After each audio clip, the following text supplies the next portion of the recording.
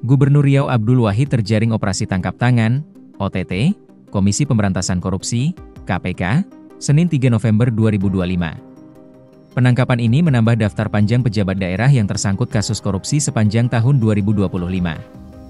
KPK mencatat, OTT terhadap Abdul Wahid merupakan yang ke-6 sepanjang tahun ini. Sebelumnya, lembaga antirasuah itu telah menggelar sejumlah operasi serupa di berbagai daerah, mulai dari dugaan suap proyek jalan di Sumatera Utara hingga kasus pemerasan di Kementerian Ketenagakerjaan yang menyeret nama pejabat tinggi. Nama Abdul Wahid sempat menjadi kebanggaan masyarakat Riau. Ia dikenal sebagai figur sederhana dan pekerja keras yang menapaki jalan panjang dari kehidupan serba kekurangan hingga akhirnya menjadi orang nomor 1 di provinsi itu. Lahir di Dusun Anak Pria, Indragiri Hilir, pada 21 November 1980, Wahid tumbuh dalam keluarga petani sederhana. Sejak kecil, ia sudah terbiasa membantu orang tua di sawah dan kebun demi menyambung hidup.